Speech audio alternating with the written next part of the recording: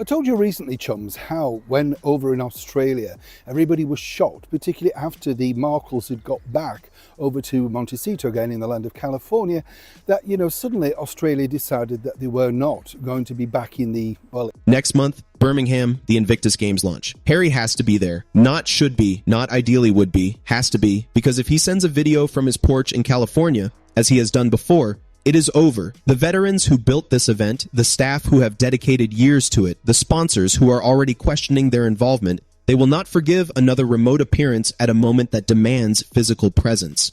He knows this. The people around him know this. So Harry will come. But here is what will not be there when he arrives. No King, no William, no Catherine, no Sophie and Edward, no Princess Royal, none of the senior working royals who, for years, gave Invictus the institutional credibility that separated it from just another celebrity charity project. Harry built something genuinely extraordinary, and in July he will stand in front of it largely alone. This is how that happened, and this is what it means. Start with what this was supposed to look like. The Invictus Games launched in 2014 with a clarity of purpose that cut through everything around it. Injured and ill veterans from multiple countries competing in adaptive sports, not performing their injuries for cameras, not being positioned as objects of sympathy, competing, winning, losing, showing what the human body and spirit can do when the conditions are right. The early years were powerful, the footage was genuine, the emotions were earned, and the royal connection, Harry's own military service, his personal relationship with the veterans he served alongside, gave it a credibility that no amount of PR spend could have manufactured. The royal family supported it, attended,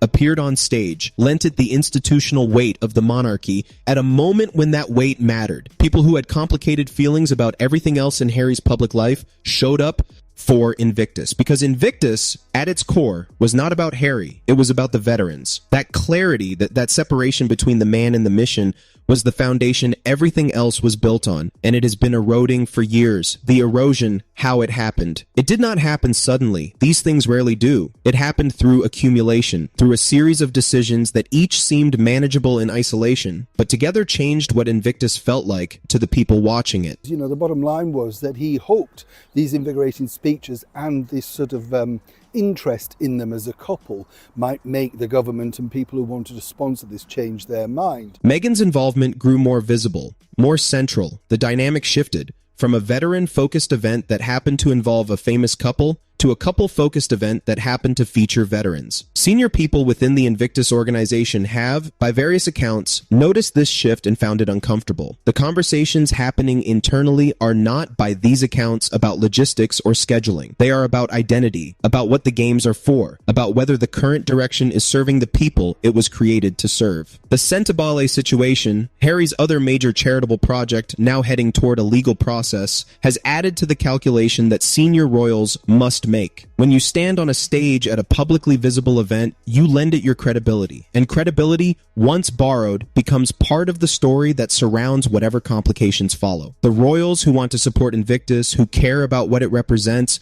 who understand the veterans it serves, cannot currently stand on that stage without the story becoming about everything except the veterans. The royal absence, what it signals. Let me be precise about what is now confirmed from sources inside the Invictus operation. There will be no senior royal attendance at the Birmingham launch in July. Not the King, not the Prince and Princess of Wales, not the Sussexes, Key and Duchess of Edinburgh, not the Princess Royal. This is not a scheduling conflict. It is not a diary problem. It is a calculated decision about association, made by people who care about the monarchy's credibility and who understand that the current situation surrounding the Sussex brand does not allow for the kind of simple, uncomplicated support that Invictus needs. The absence will be noticed, it will be reported, and it will ask a question of everyone watching, the sponsors, the broadcasters, the international partners, the veterans themselves, that nobody inside the organization wants to have to answer. Why aren't they there? The Meghan problem, stated plainly. There is a specific and important distinction being made by people close to this situation. Harry is welcome. The sentiment from multiple senior Invictus figures is clear. At heart, he still genuinely cares about this cause. His connection to the veteran community is real. His military service was real. The thing he built deserves to have him at it. Meghan is a different calculation entirely. The preemptive positioning already beginning to emerge. The suggestion that she would not come to the UK even if security were granted, that she knows she is not welcome, is, to those watching closely, a managed retreat from a decision that has already been made for her. The reality, as understood by people inside the organization, is simpler. Her presence transforms the event, not into something better, into something else entirely, into the story of Meghan in Britain. The coverage, the commentary, the inevitable focus on everything except the athletes on the field. That is not a personal judgment. It is a practical calculation about what the event becomes the moment she steps off the plane. And that calculation is now explicitly shaping the planning.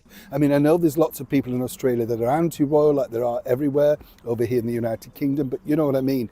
It looks bad if suddenly you're backing this idea. And particularly as they've just gone over there, it almost looks like, oh, they've turned up and it's wonderful.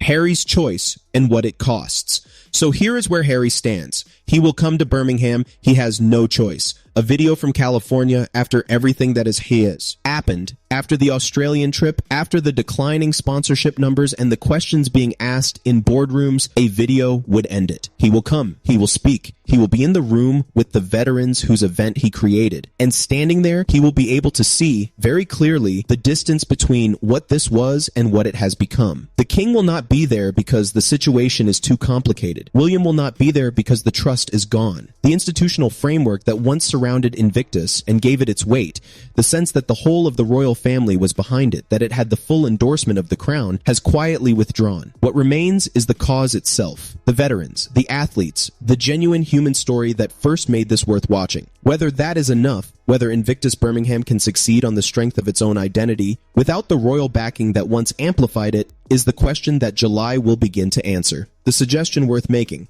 There is one idea worth putting forward, and I say this as someone who genuinely wants to see Invictus succeed, because the veterans it serves deserve success. If the senior working royals cannot attend in July, and they cannot for reasons that are now clear, the games could still benefit from a royal presence of a different kind. Mike and Zara Tyndall, people who understand sport at the highest level, who have their own genuine connection to the kind of courage Invictus celebrates, who carry royal association without the weight of the current Sussex dynamic, a presence that says, the family has not abandoned the veterans, even if the current situation makes the direct line of royal attendance impossible. It would not solve the deeper problem, but it would signal something important, that the games are bigger than any one story, bigger than any single family dispute, bigger than the noise surrounding the couple who created them. The veterans competing in Birmingham deserve a stage that belongs entirely to them. Whatever it takes to give them that is what Invictus should be focused on right now. July is coming. Harry will be there. He has to be. The royals will not. They cannot be. And somewhere between those two facts is the story of what Invictus has become and what it needs to become next if the athletes at its heart are going to get what they deserve. Drop your thoughts below. Do you think Invictus can survive without the royal connection? Do you think Harry can rebuild what's been lost?